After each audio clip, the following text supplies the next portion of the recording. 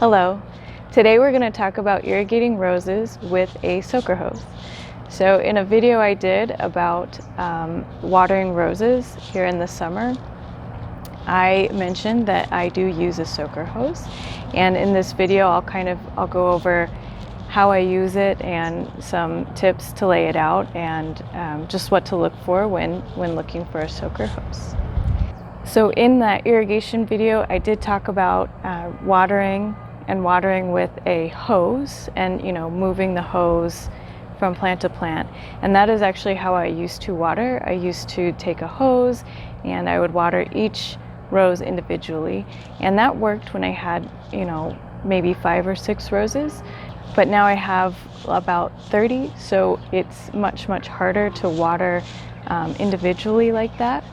So I use a soaker hose, and what this allows me to do is I can water many more roses at one time with just one hose.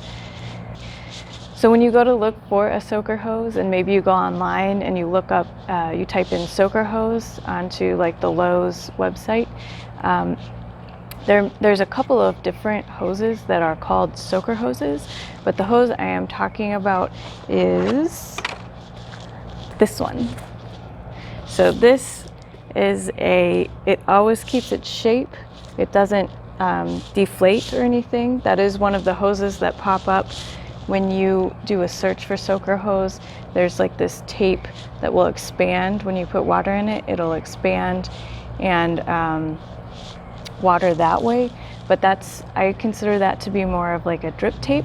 So what I'm considering the soaker hose looks like this. It keeps its shape, and then it has like a perforated type material on it. That's where it'll the beads of water will sweat out or soak.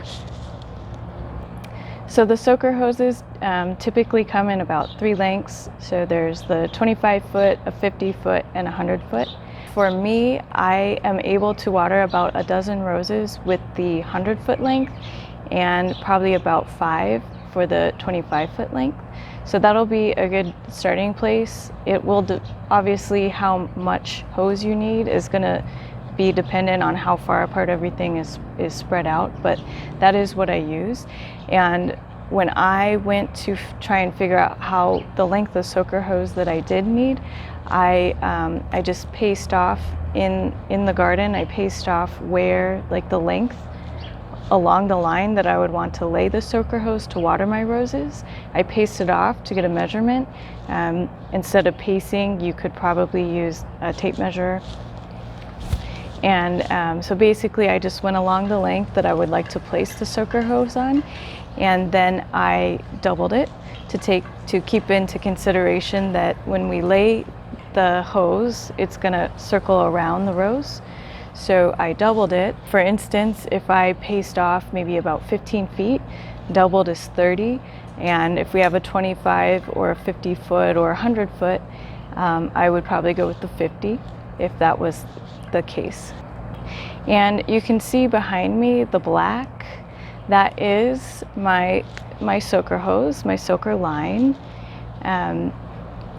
It sits above ground, obviously, and you hook a hose up to it, and you will turn on the water, and water will come out along the entire length of the soaker hose line. So I will zoom in and I can show you kind of how I set mine up and how it waters, and just some tips for hooking it up. So here is the connection to the soaker hose. So you can see, you can just hook up a regular garden hose, you'll hook it up to the soaker hose, and then from there you'll turn on the garden hose and it'll push water throughout the soaker hose. And you can see that this is wet, so it just basically drips or sweats or beads water out of the entire length of the soaker hose. I have heard these called sweat hoses just because it does look like someone's sweating. One thing about this connection point, I have 1, 2, 3, 4, 5 or 6 soaker hoses, and all of mine have at the connection, they do tend to leak. That's just, they all do that to some degree or another. This is kind of leaking quite a bit. But when I lay my soaker hose out, I want to keep that in mind, that this connection point's probably going to leak to some degree or another. So where we put the connection point, I don't want it to be somewhere that I do not want watered. Also, the way I laid out this hose on this little rose bush is that I didn't make a full loop around the rose, because I knew that a lot of the water, it would get a lot of the water from this point. So when you lay out your soaker hose, you probably want the beginning point to be somewhere that needs a lot of water, because it is going to leak and it will get a lot more water. And you may not want to wrap the soaker hose around the entire bush, because it is going to get water from this point. Another thing to note is that here, this is what the connection looks like. So you can see that it has a very small pinpoint hole, and that is what all of the water is going through. So when we irrigate, when we turn our hose on, we don't want to open the hose full throttle. It won't work. We probably want to have like that pencil-sized stream of water.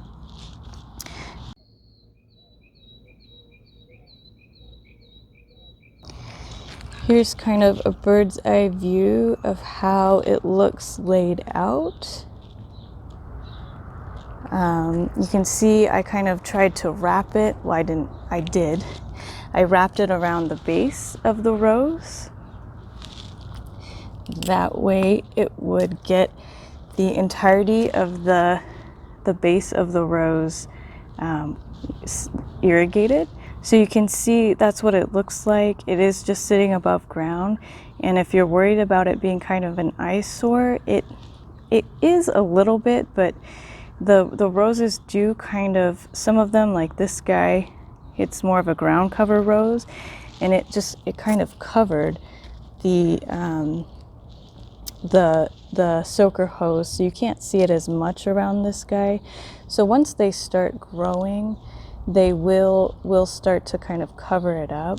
When you first put it down, it looks a little intense, but once the roses start growing up around it, it kind of hides it a little more. So you can see here, I've got it looping around these roses at the base.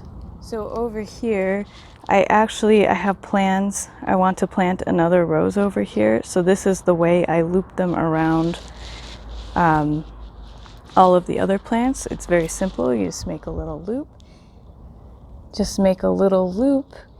And it will irrigate around the base of the bush. One last thing that I will say about these soaker hoses is that this one was very long. It was like the 100-foot length. And the longer they are, the harder they are to kind of roll out into the shape that you want it, which is why I'm irrigating nothing right now, because I didn't want to have to re-roll it. It actually is kind of difficult to roll it out. Not terribly difficult, but the longer the roll, the more spring it kind of has, like the more coil. It has energy coiled up in it, and you kind of have to unroll it and uncoil it, and it does take a bit of work, but once it's out, it's out. But that's why I kind of left these little loops here, irrigating nothing right now, because I do want to put a rose right there, and it's much easier to leave this loop here for future use than to try and pull this all up and reroute it. And here I put a little angel in front of it, in front of the hose, just to kind of block it a little. And then here you can see this rose is kind of blocking the soaker hose. So it does kind of fade out of view. Like it doesn't look, when you first put it down, it's quite noticeable, but after a while it kind of fades into the background and the roses kind of cover it up. So there you have it. That is my soaker hose. I do think that it's a very good way to irrigate roses and frankly any plant. I also irrigate my citrus tree with the soaker hose. It allows you to cover a lot more area than you would be able to with one hose without like flooding your entire yard. So if you do need some type of irrigation to water multiple roses, I do like the soaker hose. I think it does do a pretty good job, and it does have like the flexibility of being able to move, or if you want to add more plants, you can change up the soaker hose. So it is good, and it does save me a lot of time from having to water everything with one or two hoses. So thank you. Bye.